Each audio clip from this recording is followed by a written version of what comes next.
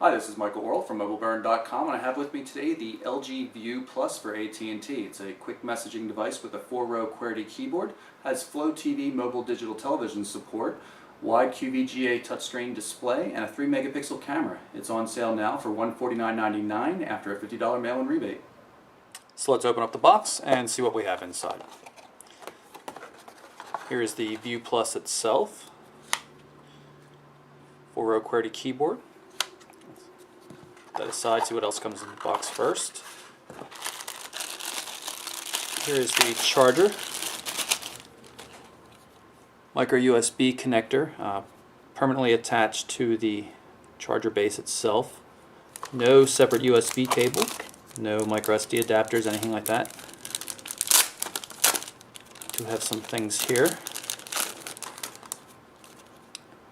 We've got tutorial in the user manual and some special offers on CD. Information on parental controls, on the Flow TV based mobile TV application, which costs $9.99 per month, and of course a quick start guide for the View Plus itself. That's it. Here's the View Plus itself. I'll remove this last protective coating. I already removed all the blue wrappers that were all over the phone in order to save about a minute of video time. Take a quick look at the design. So I showed you before, it's a 4-row QWERTY slider, but we'll start with the left edge here. Volume control, and it looks like some sort of shortcut button, maybe for swapping out actively running applications or something like that. 3-megapixel camera on the back. Up top is the micro USB port for charging. On the right hand edge is the micro SD memory card slot, no card included. Lock unlock button and the camera shutter button. Hole for the microphone. It's a 3-inch wide QVGA display, so that's 240 pixels by 400 pixels. We've got hardware call send, call end power buttons here, and a dedicated button for back and clear functions.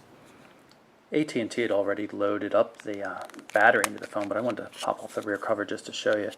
So you can see the battery. It's a 950 milliamp hour battery. That's good for 3 hours of talk time or 12 days of standby time, according to AT&T and LG. Take a closer look at the keyboard as we start up the device. You can see the keys are lined up in a grid form. They're hard plastic, not rubber, so they have a nice click to them. Number of shortcut keys on the left-hand edge. Dedicated arrow buttons in the right-hand corner. .com shortcut, @ key. Nice feel overall. And let's wait till the phone powers up and then we'll take a quick tour of the system. Now that we're powered up, you see if I press the lock button on the side here, it'll lock the device. I can press it once to bring up the lock screen, which says I can either press and hold here, or I can simply press the lock button itself a second time to unlock the device. It's a capacitive touchscreen display. You see there's swipes to go through shortcuts, the widget panel, and contacts. We don't have any contacts yet, though. Not particularly responsive, feels very slow, although you can see there's a up and down scrolling for the widget area at least. Can add and remove features. Of course, I have to remove something before we can add yet another one. Pick recent calls.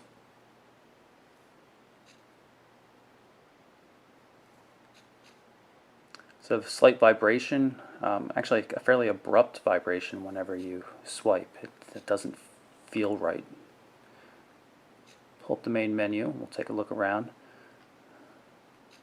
Nicely organized in tabs. I've seen this on some other recent LG devices. I kind of like it. It's a little bit different and it's intuitive. The only problem is that once you run out of icon space here, it has to put everything into a more menu, and then you're back to a full list again. Back button gets us back. If you go into the touch menu, you can turn on and off the haptic vibration when you're using the touch screen, or turn down the intensity a bit. Really not well designed haptic feedback on the device, though. It's slow and kind of laggy and just kind of weird. There are a few other widgets you can use to drag onto the home screen. Not particularly well organized, but it is scrollable. You'll notice that the home screen adjusts when we pull it up in landscape mode by sliding open the keyboard. I'm going to show you a quick demo of the mobile TV service, just the preview channel on this SIM card running right now. But you should get an idea of what the quality looks like.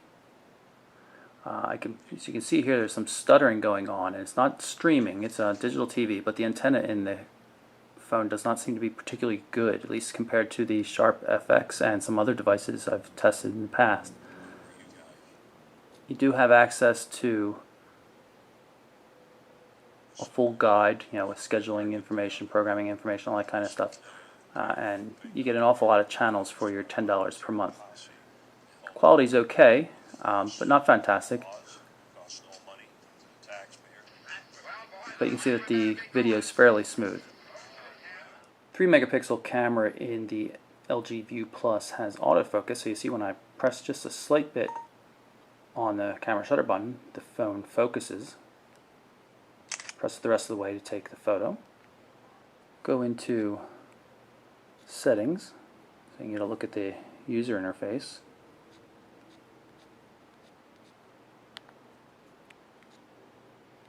We're in 3 megapixel mode right now. Switch to video.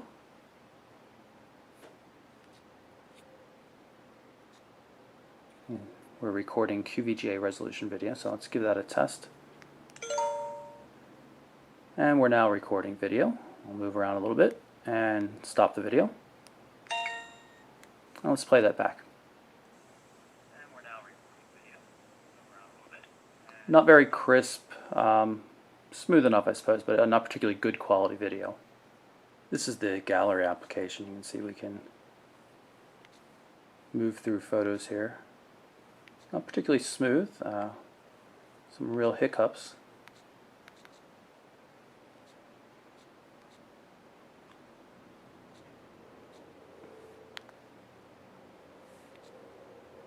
So flash on the device, you can see it tends to wash out things, some coins that have been washed out.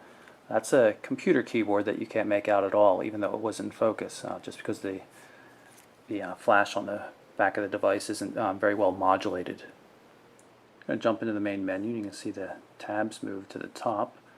We'll pull up the web browser and see what we get out of the phone's 3G data connection.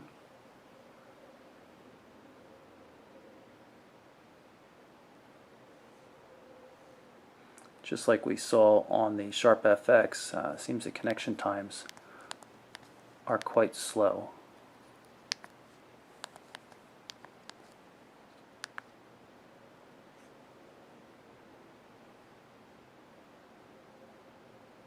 This is taking absolutely forever to connect. I'm actually fearful that the display is going to turn off.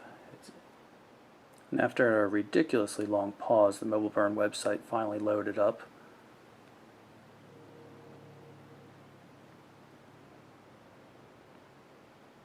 See, now that it's located the site, it seems to be working a little bit faster.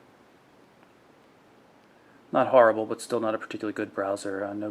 Not much better than what was in the Sharp FX. See if we can pull up the full website here.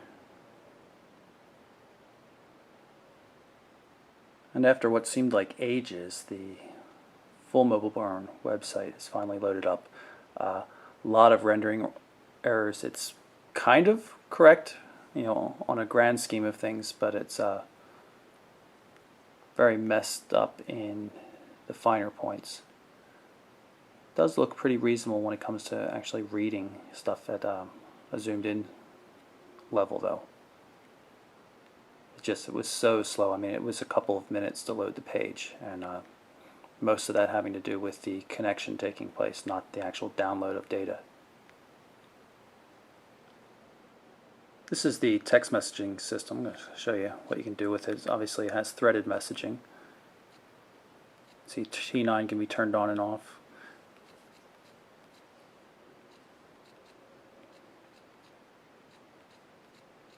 This is another reply. We'll send that back out. Of course, you can always use the full QWERTY keyboard.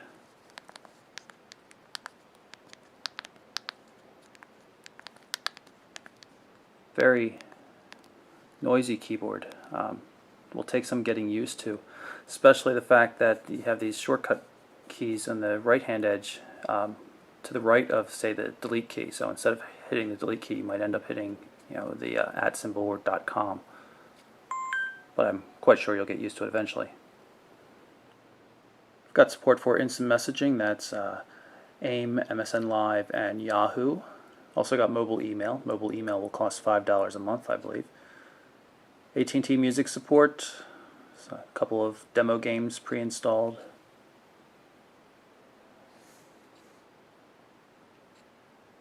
Not a bad phone. Definitely doesn't compare with a smartphone, but you don't have to pay for the same kind of data plans that you would with a smartphone. So that's a very quick look at the LG View Plus for AT&T.